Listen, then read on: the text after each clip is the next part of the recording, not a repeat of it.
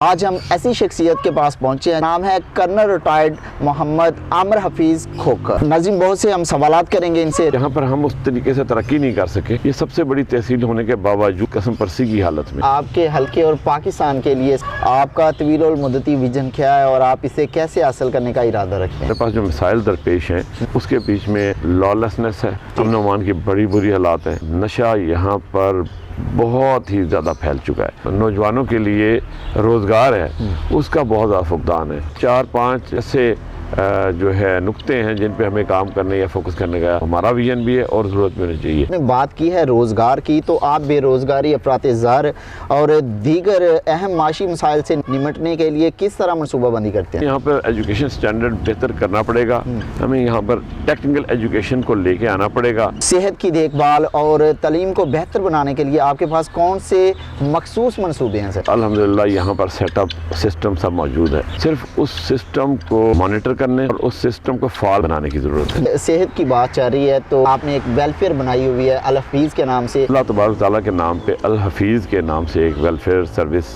Start کی، جس کے پلیٹ فارم سے ہم چاہتے تھے کہ ہم اپنے علاقے کے غریب غربا اور مسائل کو حل کر سکیں۔ جو ہمارا ووٹر ہے وہ یہاں سے مہنگے کرائے دے کے، گاڑیاں کرا کے، بسوں پہ دھکے کھاتا ہوا ہمارے پاس اسمبلیوں میں نہ پہنچے، بلکہ وہ اپنے ڈور سٹیپ پہ اس کی ساری پرابلم کا حل ہو۔ اچھا سر، سیاست میں فوج کے کردار کے بارے میں آپ کے خیالات کیا ہیں؟ فوج کا جو سیاست میں تعلق ہے نا وہ تو ہے ہی نہیں ہے۔ میں اس پہ یہی کہوں گا کہ یہ ایک تاثر غلط ہے۔ فوج پاکستان میں ریڑھ کی ہڈی کی حیثیت رکھتی ہے، فوج پاکستان کا ادارہ ہے، وہ فوجی وہی ہے جو ہمارے بیچ میں سے ہی ہے۔ سر، آپ قومی اسمبلی میں اتحاد سازی کی ضرورت کے ساتھ اپنے آزاد موقف کو متوازن کرنے کا منصوبہ کیسے بناتے ہیں؟ آزاد حیثیت میں پیرلل چلنے کی کوشش کروں گا، ان سے میرا اختلاف برائے اختلاف نہیں ہوگا۔ آپ کا فوجی تجربہ آپ کو اس کردار میں کس طرح مدد دے گا اور آپ کون سی پالیسیوں کو نافذ کرنے کا ارادہ رکھتے ہیں؟ اپنے نوجوانوں کو، اپنے بچوں کو پروموٹ کروں، پروٹیکٹ کروں اور ان کی لائف سٹینڈرڈ، ان کا فیوچر، ان کا مستقبل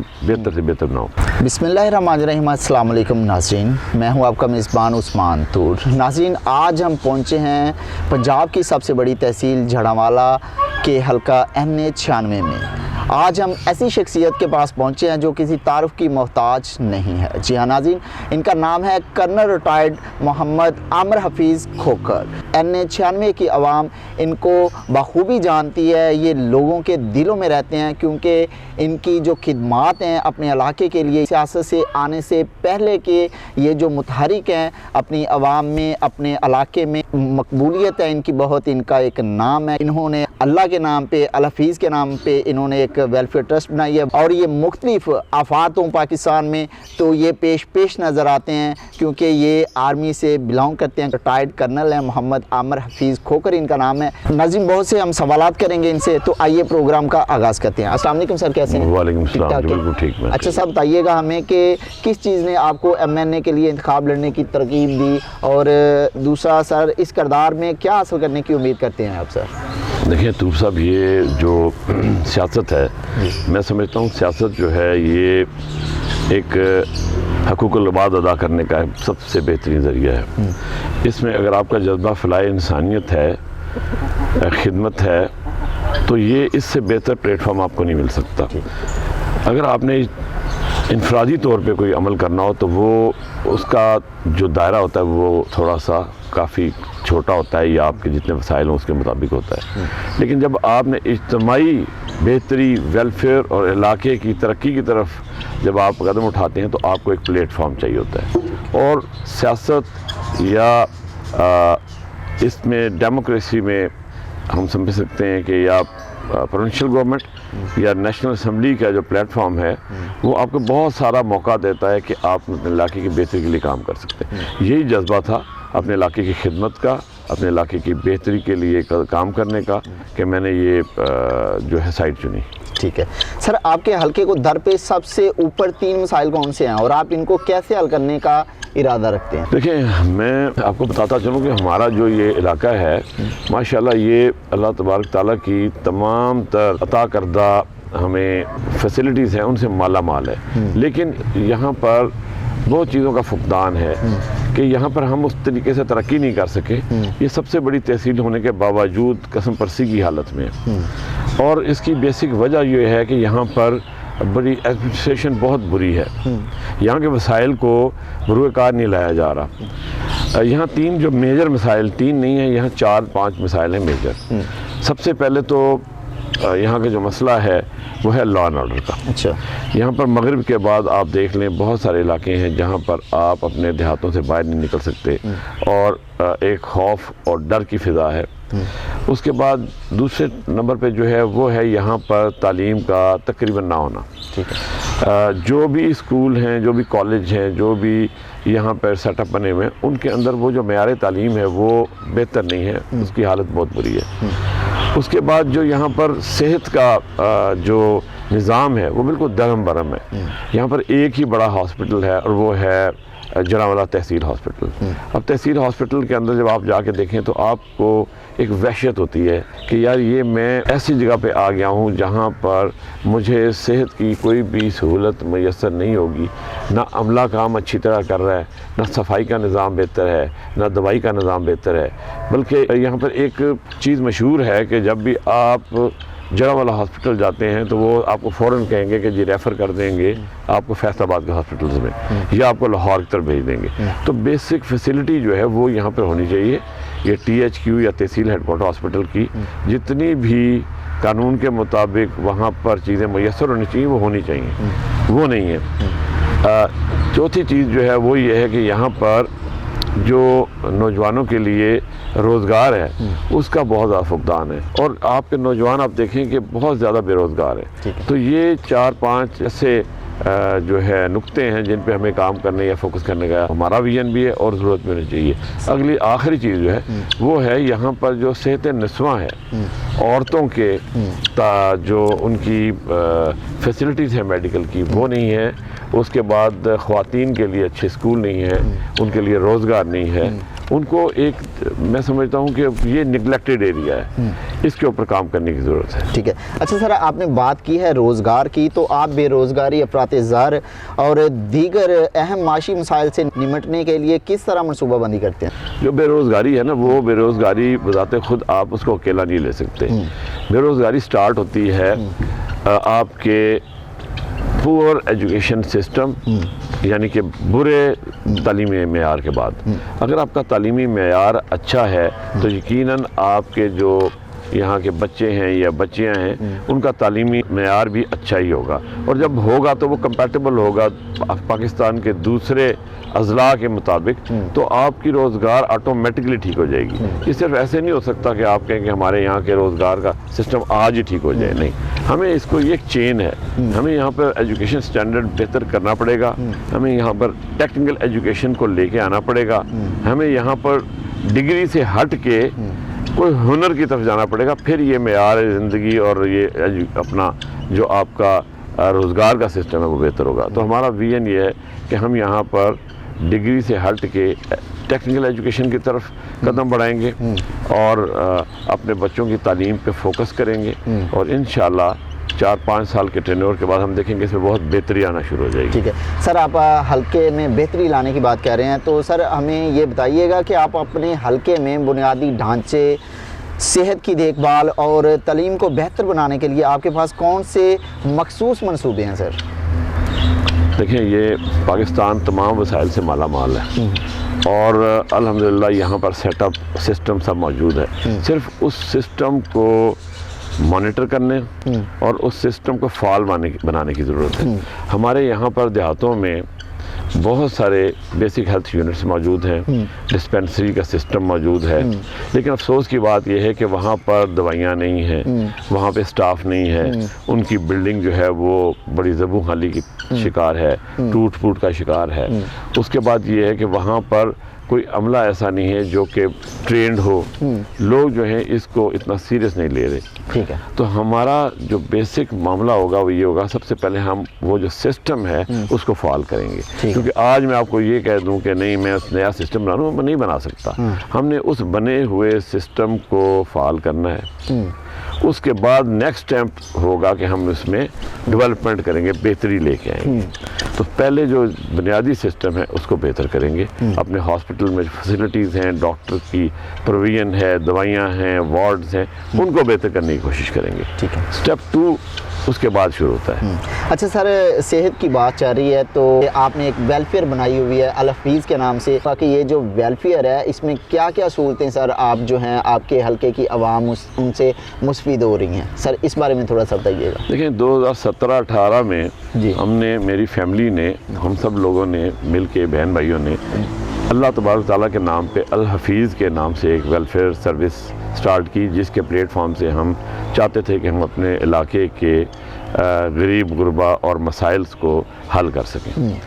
ہم نے، الحفیظ کا مطلب آپ کو پتہ ہے حفاظت کرنے والا، اللہ کا نام ہے۔ جی ہاں، ہم نے اس نام کو لے کے ہم نے شروعات کی، ہم نے ایک ایمبولینس سروس کی سٹارٹ کی، جس کی ابھی 3 ایمبولینس سروس چل رہی ہیں، 3 چل رہی ہیں۔ اچھا، آپ کے اس حلقے میں؟ جی ہاں، یہ فری آف کاسٹ ہے۔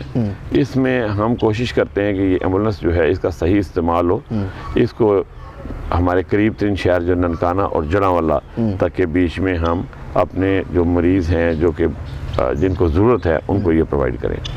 اس کے بعد ہم نے اسی پلیٹ فارم کے اوپر ہم نے یہاں پر شجر کاری مہم کو بھی پروموٹ کیا۔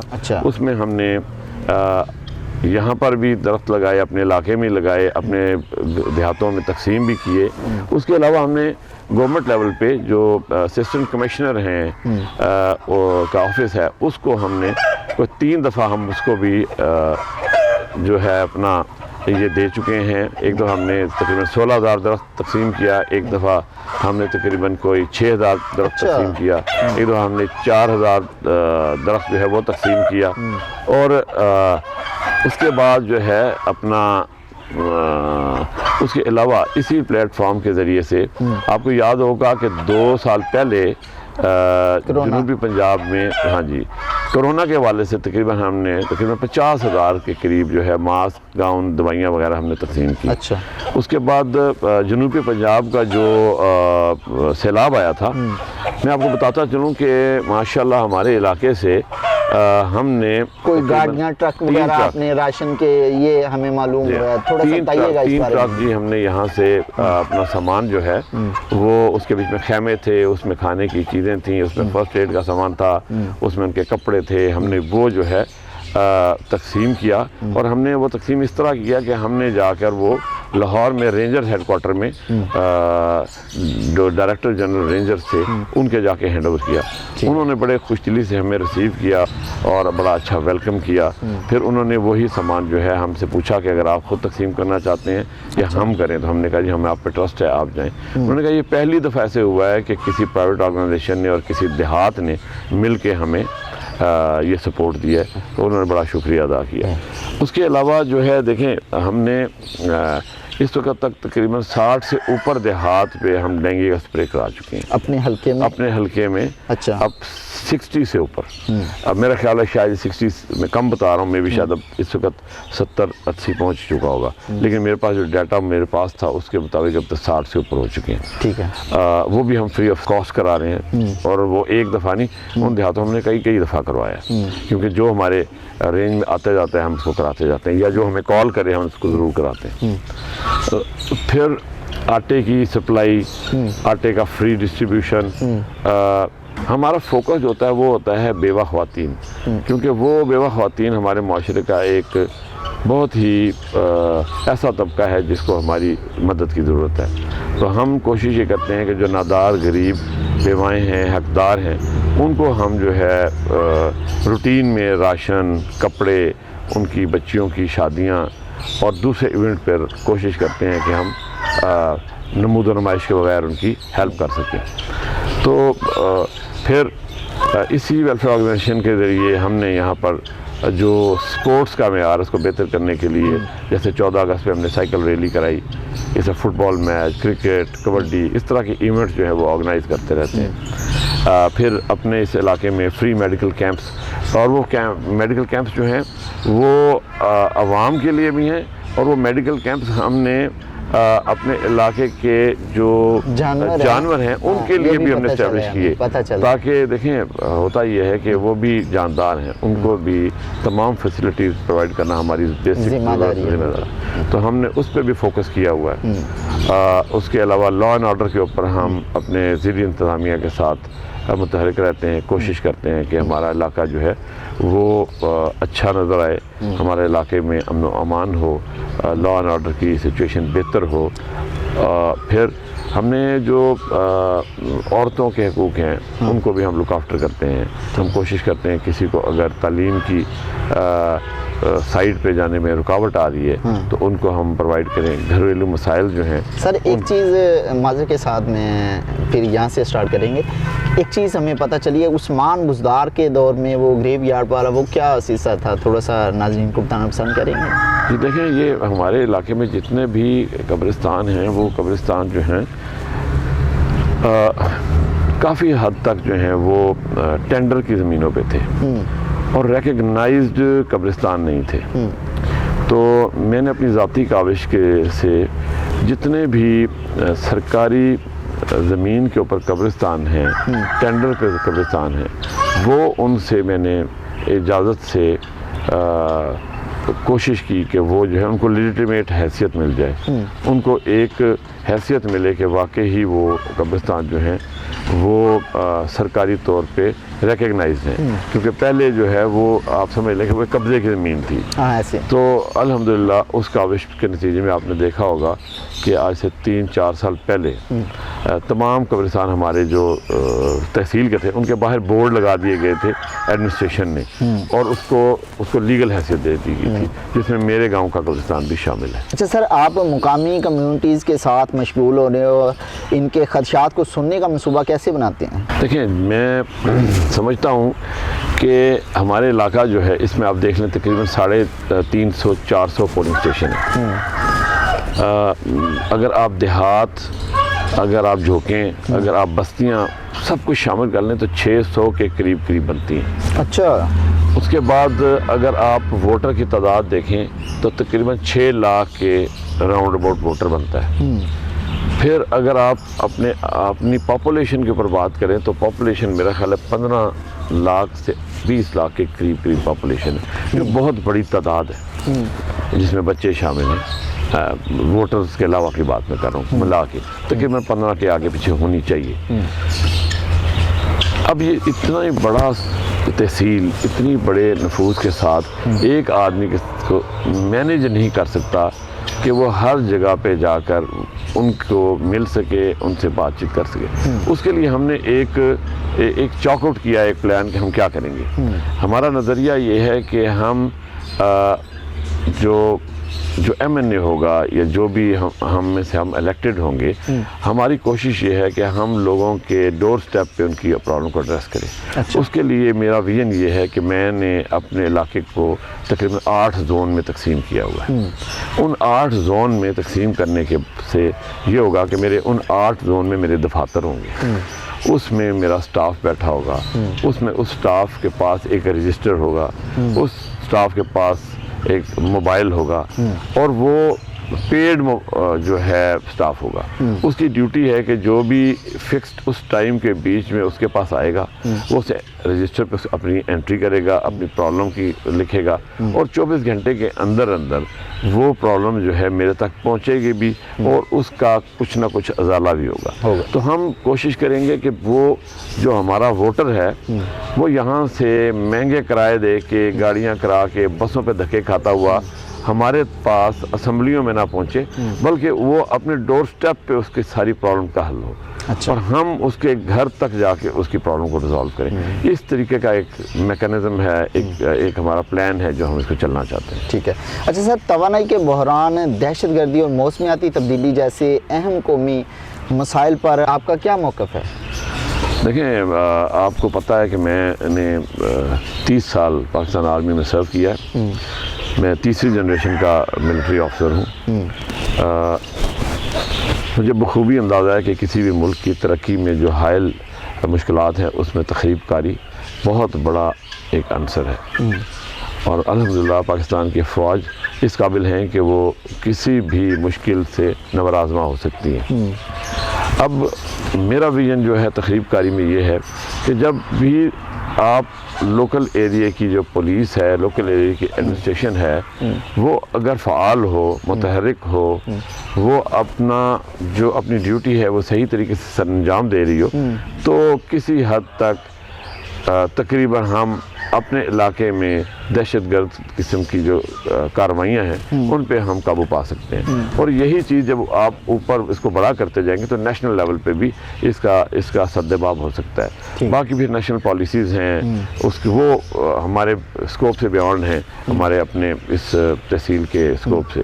تو میں اپنی تحصیل کا ذمہ دار ہوں انشاءاللہ کہ یہاں پر تخریبی کارروائیاں الحمدللہ نہیں ہوں گی انشاءاللہ، کیونکہ ہم ایک میکنزم بنائیں گے پولیس کے ساتھ مل کے. ہماری پولیس بہت افیکٹو پولیس ہے، صرف اس کے ساتھ مل کے ایک پلاننگ کی جائے، عوام کو ساتھ ملایا جائے، کیونکہ عوام کے بیچ میں ہی ایسے لوگ ہیں جو کہ اس ملک کا جو امن و امان ہے تباہ کرنے پہ. تو عوام اور پولیس اور کے ساتھ مل کے ہم ایک میکنزم بنائیں گے جس سے انشاءاللہ امن و امان بہتر ہوگا. ٹھیک ہے. اچھا سر، آپ حکومتی اخراجات اور فیصلہ سازی میں احتساب اور شفافیت کو یقینی بنانے کا منصوبہ کیسے بناتے ہیں؟ یہ جو ہے کرپشن ہے، یہ ایک ناسور ہے. یہ اس طریقے سے یہ ہے کہ جب یہ کسی درخت کی جڑ میں آ جائے گا تو درخت سارا سوکھ جائے گا. ہمارے پاکستان میں اس کے اوپر بڑا اچھا ایک میکنزم بنا ہوا ہے. بہت سارے ادارے ہیں جو کرپشن کے اوپر جو ہے وہ انویسٹیگیشنز بھی کرتے ہیں، دیکھتے بھی ہیں. میں اپنی تحصیل کے بیچ میں آپ کو یہ انشور کرتا ہوں کہ میرے ٹینیور میں جو ہمارا اپنا سیٹ اپ ہوگا یا ہمارے ایم پی ایز ہوں گے، ہم زیرو ٹالرنس رکھیں گے. اچھا. ہم ایسا میکنزم بنائیں گے کہ ہم زیرو ٹالرنس رکھیں گے کہ کسی بھی صورت میں یہاں کرپشن جو ہے وہ منیمم سے منیمم ہو، چاہے وہ حکومت میں ہو، چاہے وہ یہاں کے اداروں میں ہو. ہم ان کے آڈٹ کیا کریں گے. ہم جو حکومت کے لوگوں کو ملا کے ساتھ ہم ان کے اوپر جو ہے آڈ ٹائم سے بھی جا کر وہاں پر کارکردگی کے اوپر نظر رکھیں گے. تو میرا خیال ہے ان سارے جو طریقے ہیں ان کے ساتھ کرتے ہوئے کرپشن لیول ریڈیوس ہو جائے گا. اچھا سر، آپ بدعنوانی کی روک تھام اور گڈ گورننس کو فروغ دینے کے لیے کیا اقدامات کریں گے؟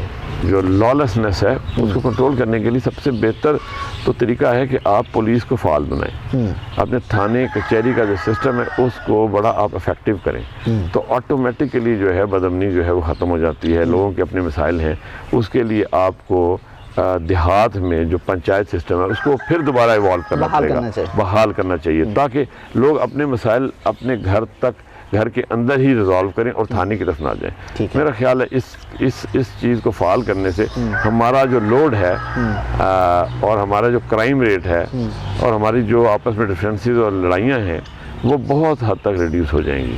یا میں آپ کو ایک اور بات بتاؤں، ہم پرچار کر رہے ہیں کہ ہم سیاسی مخالفت کو ذاتی مخالفت نہیں سمجھتے، اور یہ چیز ہم گراس روٹ لیول تک جو پہنچا رہے ہیں اپنے حلقے میں، اپنے عوام تک، کہ ہماری جو سیاسی مخالفت ہے اس کو ہم ذاتی مخالفت نہیں کہیں گے.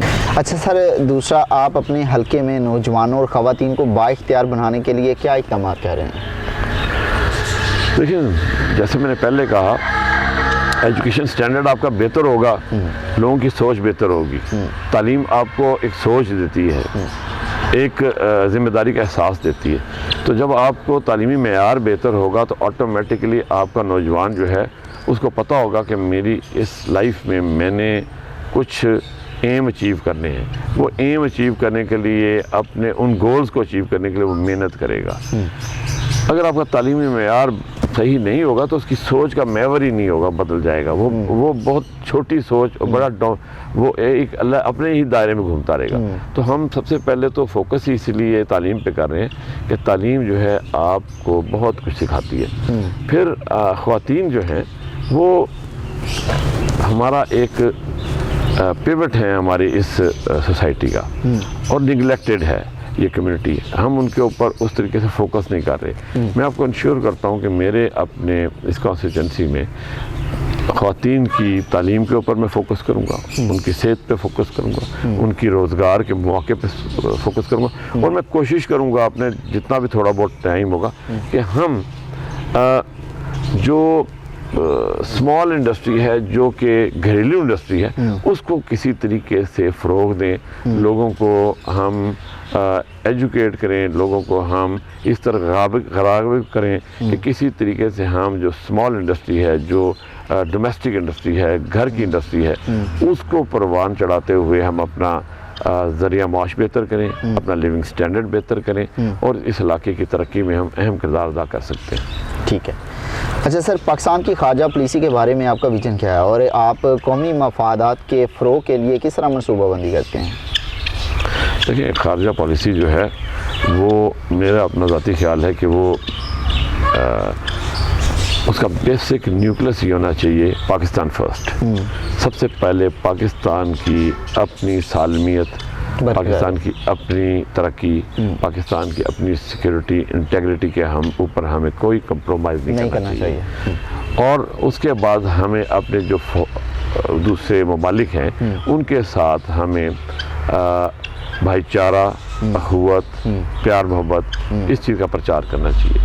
تیسری چیز، ہمیں ان کے ساتھ بائیلیٹرل ریلیشنز کے ساتھ ساتھ ہمیں وہاں سے ان کے جو تجارت کی راہیں ہیں وہ ہم بار کرنی چاہیے۔ تو میرا خیال ہے کہ فارن پالیسی اسی کے ارد گرد ایوالو کرتی ہے۔ اچھا سر، آپ نے پڑوسی ممالک کی بات کی ہے، تو سر ہمیں بتائیے گا کہ آپ پڑوسی ممالک اور عالمی شراکت داروں کے ساتھ تعلقات کو مضبوط بنانے کا منصوبہ کیسے بناتے ہیں؟ دیکھیں، کوئی بھی ملک جو ہے وہ آئسولیشن میں، اکیلے میں نہیں چل سکتا، اس کو ہمیشہ جو ہے اپنے نیبرز کی، اپنے ایسوسیٹس کی ضرورت ہوتی ہے، کیونکہ پاکستان دنیا میں ٹیکنالوجی اتنی تیزی سے ترقی کر رہی ہے ہر فیلڈ میں کہ آپ کو نئی سے نئی چیز ہر دوسرے دن اس نظر آتی ہے اور آپ کو ضرورت بھی پڑتی جاتی ہے۔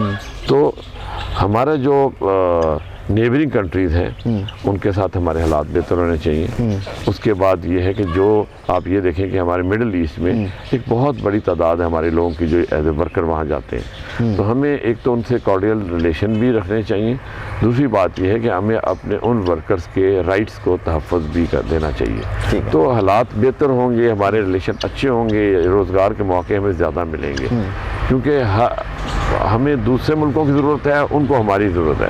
تو اچھے ریلیشنز رکھنے کی وجہ سے ہمارے اپنا جو ہماری عوام ہے وہ بھی خوشحال ہوگی۔ تو میرا فوکس یہی ہوگا کہ اگر مجھے کہیں موقع ملا کہ ہم اپنے نیبرنگ کنٹری سے بہتر حالات کی طرف جائیں۔ آپ کے حلقے اور پاکستان کے لیے سر آپ کا طویل المدتی ویژن کیا ہے اور آپ اسے کیسے حاصل کرنے کا ارادہ رکھتے ہیں؟ دیکھیں، میں اپنے حلقے پہ زیادہ فوکس کروں گا۔ میرے حلقہ جو ہے اس وقت میں سمجھتا ہوں ہمارے پاس جو مسائل درپیش ہیں اس کے بیچ میں لالیسنس ہے، جیسے میں نے پہلے آپ کو بتایا، امن و امان کی بڑی بری حالات ہیں۔ اس کے بعد نشہ یہاں پر بہت ہی زیادہ پھیل چکا ہے، وہ اس طریقے سے جیسے ہمارے جسم میں خون کی طرح دوڑ رہا ہے۔ اس کا کما کرنا بہت ضروری ہے۔ ہماری نئی نسل تباہ ہو رہی ہے، ہماری نئی نسل جو ہے اس وقت جو ہے وہ اتنی بڑی مصیبت میں ہے کہ اس کو اگر ہم نے ابھی روکا نہیں تو یہ افیکٹ جو ہے صرف ہماری اپنے حلقے میں نہیں، ہمارے ملک کی طرف بھی جا رہا ہے۔ تو میرے پاس زیرو ٹالرنس ہے، میں آپ کو پھر دوبارہ بتا دوں، زیرو ٹالرنس ہے نشے کے اوپر۔ میرے اللہ تعالیٰ نے مجھے موقع دیا، آپ دیکھیں گے کہ اس ٹالرنس کے اوپر، زیرو ٹالرنس کے میں نشے کے اوپر بالکل بھی کوئی کمپرومائز نہیں کروں گا، اور ہم ہر حالت میں یہاں سے اس ناسور کو باہر پھینکیں گے۔ اس کے بعد دوسری چیز جو ہے وہ ہے ان امپلائمنٹ، ہم اس پہ کام کریں گے، اور اس کو کام کیسے کریں گے؟ اپنے پہلے ایجوکیشن سٹینڈرڈ کو بہتر کر کے ٹیکنیکل ایجوکیشن کی طرف جائیں گے، ہنر مندی کی طرف جائیں گے، کیونکہ جو ہنر مند ہوتا ہے وہ کبھی بھی ان امپلائی نہیں ہوتا۔ تو ہمارا فوکس ہوگا کہ ہم بہتر سٹینڈرڈ آف ایجوکیشن لے کے آئیں، اپنے علاقے کی ایجوکیشن سسٹم کو اوپر کریں۔ تو انشاءاللہ مجھے امید ہے کہ چند سالوں میں ہم اس پہ یہ ایک لانگ ٹرم چیز ہے، یہ شارٹ ٹرم نہیں ہے۔ ٹھیک ہے، اچھا سر، سیاست میں فوج کے کردار کے بارے میں آپ کے خیالات کیا ہیں، اور آپ کے خیال میں اسے سویلین اداروں کے ساتھ کیسے مشغول ہونا چاہیے؟ دیکھیں، سیاست میں فوج کا جو سیاست میں تعلق ہے نا وہ تو ہے ہی نہیں ہے۔ اس کو آپ اگر یہ سمجھیں کہ فوج کا یہ کام ہی نہیں ہے اور نہ فوج اس کے بیچ میں شامل ہوتی ہے، تو میں اس پہ یہی کہوں گا کہ یہ ایک تاثر غلط ہے، ایسا ہے نہیں ہے۔ فوج پاکستان کی ریڑھ کی ہڈی کی حیثیت رکھتی ہے۔ آپ کی فوج جو ہے آپ دیکھ لیں کہ شام، نہیں سر، میں تنقید والی بات نہیں کر رہا، اس کو دوسرے پہلو میں بھی لے جاتے ہیں، جس طرح الیکشنز ہوتے ہیں، وہ ڈیوٹیاں کرتے ہیں نوجوان مختلف سرحدوں پہ، یا کہ سیاسی ایشوز ہوتے ہیں، دنگے فساد ہوتے ہیں، تو وہاں پہ جو ہماری آرمی آتی ہے وہ معاملات کو کنٹرول کرتی ہے۔ اس حوالے میں بھی سر ہم بات کر سکتے ہیں۔ میرا وہ والا مطلب کہ نقطہ نظر نہیں ہے کہ دیکھیں میں اسی طرف آ رہا تھا، میں آپ کو یہ کہنا چاہ رہا ہوں فوج پاکستان میں ریڑھ کی ہڈی کی حیثیت رکھتی ہے۔ فوج پاکستان کا ادارہ ہے، وہ فوجی وہی ہے جو ہمارے بیچ میں سے ہی ہے۔ جی بالکل ایسے ہی ہے۔ فوج کا اپنا ایک کام ہے، لیکن آپ نے سوال کر دیا، میں اسی طرف آ رہا تھا، لیکن فوج کے بہت ساری رسپانسبلٹیز ہیں کہ ان ایڈ آف سول پار اس کو بلایا جا سکتا ہے۔ لائک میں اپنی سروس کی بات کروں تو میں نے میرے بھائی میں نے ریلوے میں بھی مانیٹرنگ ڈیوٹی سر انجام دی ہے، میں نے ضلعی مانیٹرنگ بھی سر انجام دی ہے، بھل صفائی کا کام بھی ہم نے کیا ہے، مردم شماری بھی ہم نے کی ہے، اسکولوں کے سروے بھی کیے ہیں ہم نے، گو اسکول ہم نے بڑے انرس کیے، سیلاب اور اس طرح کی ناگہانی صورتحال پہ ہم نے وہاں پر بھی کام کیا۔ اس کے بیچ میں ہم آپ یہ دیکھیں کہ پاکستان میں کوئی بھی آفات ہو تو سب سے پہلے جو ہے وہ آرمی مطلب کہ فرنٹ پہ ہوتی ہے۔ جی ہاں، تو یہ ایک ایسا کام ہے جو کہ ان ایڈ آف سول پار وہ ہمیں بلاتے ہیں اور ہم جاتے تھے۔ تو ابھی میرے خیال آگے بھی ایسے، اس میں آپ پریشانی کی ضرورت نہیں ہے، وہ لوگ اپنا کام کر رہے ہیں، تو کوئی ایسی چیز مجھے بظاہر نظر نہیں آتی کہ جس کو ہم کرٹیسائز کریں یا جس کے اوپر ہمیں کوئی دیکھنے کی ضرورت ہے۔ پاکستان آرمی اس وقت بہت محفوظ ہاتھوں میں، ایک بہت مضبوط آدمی ہے جو اس کو کنٹرول کر رہا ہے۔ انشاءاللہ آگے بھی ایسے چلے گا۔ سر آپ قومی اسمبلی میں اتحاد سازی کی ضرورت کے ساتھ اپنے آزاد موقف کو متوازن کرنے کا منصوبہ کیسے بناتے ہیں؟ دیکھیں میں آزاد حیثیت سے الیکشن لڑ رہا ہوں، اس لیے سر میں جی ہاں، کسی پارٹی کے پلیٹ فارم سے نہیں۔ اسمبلی میں جو پارٹی اکثریت ہوتی ہے اسی کی گورنمنٹ ہوتی ہے، تو آزاد حیثیت میں میں ان کے ساتھ پیرلل چلنے کی کوشش کروں گا، ان سے میرا اختلاف برائے اختلاف نہیں ہوگا۔ جو چیزیں، جو موقف ایسے ہوں گے جن کے اوپر ڈیفینیٹلی آپ کسی کے ساتھ اتحاد کریں گے۔ ابھی آپ آزاد امیدوار کے طور پہ یہ دوسرا الیکشن جو ہے وہ لڑ رہے ہیں، تو میرا بیسک سوال یہی ہے کہ آپ کو ان پارٹیوں سے کوئی اختلافات ہوں گے تو آپ آزاد حیثیت سے یہ دوسرا الیکشن لڑ رہے ہیں نا سر؟ نہیں، دیکھیں اس میں آپ کو کوئی بات بتاؤں، میں نے جب سیاست شروع کی تھی اور میں نے سٹارٹ کی تھی تو میں ایک نئی انٹری تھا۔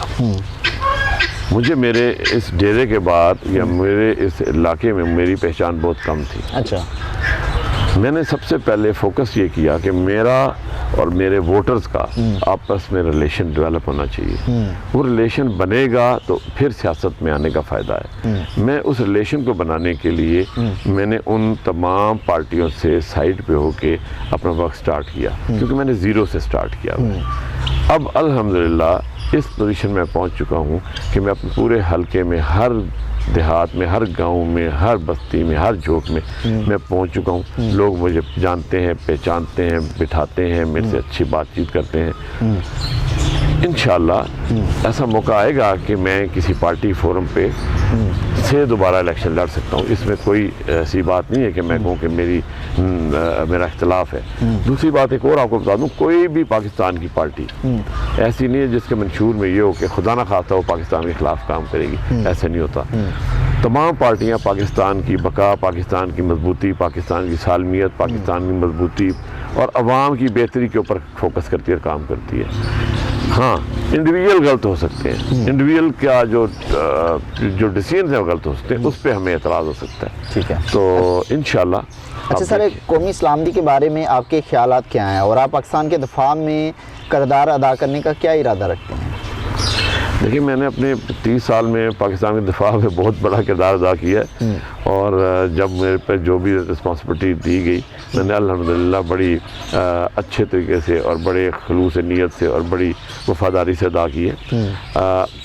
اب میں کیونکہ جس سائڈ پہ آیا ہوں यहाँ पर मेरी कैपेसिटी में जितनी भी जिस तरीके से भी मैं पाकिस्तान की सालमियत, उसके दिफा, उसकी मजबूती पे सियासी वर्कर होने के नाते असम्बली में जाकर पाकिस्तान के हक़ के लिए, पाकिस्तान की सालमियत के लिए, पाकिस्तान के आइन और कानून के लिए जो भी किरदार अदा कर सका वो अल्हम्दुलिल्लाह अदा करूँगा। अच्छा सर, आपने बात की है आप फ़ौज में रह चुके हैं, तो सर आपके ख्याल में आपका फ़ौजी तजर्बा आपको इस किरदार में किस तरह मदद देगा और आप कौन सी पॉलिसियों को नाफिज करने का इरादा रखते हैं? देखिए, मैं रोड मैप या जो मेरे इरादे हैं वो तो इंशाल्लाह बहुत मजबूत हैं और बहुत किस्म के हैं। उसमें अपने इलाके के ऊपर फोकस करते हुए यहाँ के इलाके की, यहाँ के अवाम की जो मेरा मेन एजेंडा है वो यहाँ के अवाम की बेहतरी के लिए हर मुमकिन कोशिश की जाए जिस भी फील्ड में हो। ये तो एक वन लाइनर एजेंडा है कि अपने अवाम की बेहतरी के लिए मैं काम करूँगा। उसमें सारे शोबे हो सकते हैं, सेहत भी है, तालीम भी है, अमन व अमान भी है, हकूक़ नस्वा भी है, औरतों के हकूक़ भी है, औरतों की डेवलपमेंट भी है, फाइनेंशियल सिस्टम को बेहतर करने पे भी है, यहाँ की तबाही के ज़िम्मेदार जो चीज़ें हैं जिसमें सबसे बढ़कर नशा है, फिर उसके बाद यहाँ पर लॉलेसनेस है, उन सारों को एड्रेस करूँगा। तो मेरा महवर तो यही है कि मैं अपने इलाके के अवाम को बेहतर से बेहतर जो कि एक गाइडेंस, एक लीडरशिप और एक हुकूमत से जो चीज़ें हमें मिलती हैं वो ला के अपने अवाम के डोर स्टेप पे दूंगा। ये मेरा फोकस है। ठीक है। अच्छा सर, क्या उफ़क़ पर कोई ख़ास इक़दाम या मंसूबे हैं जिनके बारे में आप पुरजोश हैं? मेरा सबसे पहले फोकस है नौजवान बच्चे, क्योंकि जो ये पाकिस्तान का फ्यूचर है। मेरा सबसे पहला जो मेरा विजन है वो ये है कि इनको मैं हर मुमकिन प्रोटेक्ट करूं, अपनी यूथ को, अपने नौजवानों को, अपने बच्चों को प्रमोट करूं, प्रोटेक्ट करूं और इनकी लाइफ स्टैंडर्ड्स, इनका फ्यूचर, इनका मुस्तकबिल बेहतर से बेहतर बनाऊं। उसमें रिवाइवल ऑफ स्पोर्ट्स है, यानी कि जो खेलें हैं उनका फ़रोग दूं। पाकिस्तान का कौमी खेल हॉकी है। अफसोस की बात है कि आज के बच्चे को हॉकी का भी नहीं पता कि कैसी। मेरा विजन ये है कि हम यहाँ पर अच्छे प्लेग्राउंड बनाएं जिसमें फुटबॉल, हॉकी और दूसरी स्पोर्ट्स को हम तहसील लेवल पे जो है पजीराई दें, प्रोटेक्ट करें, प्रमोट करें। फिर मेरा जो विजन है यहाँ पर सेहत के तरीक़ेकार जो है वो बेहतर किए जाए, तालीमी मेयार बेहतर किया जाए, ठीक है, और लॉ एंड ऑर्डर बेहतर किया जाए। हाँ, एक और चीज़ जो यहाँ के लोगों की फाइनेंशियल अपलिफ्टिंग के लिए इस्तेमाल हो सकती है वो है स्मॉल इंडस्ट्री, घरेलू इंडस्ट्री को फ़रोग दिया जाए ताकि आप अपने घर में बैठकर खुद अपना ज़रिया माश बनाएं, फिर तरक्की होगी। लें जी, बहुत अच्छा लगा सर आपसे गुफ्तगू करके। नाज़रीन, हमारे प्रोग्राम का वक्त ख़त्म हुआ। अपने मेज़बान उस्मान तूर को दीजिए इजाज़त। अल्लाह निगहबान।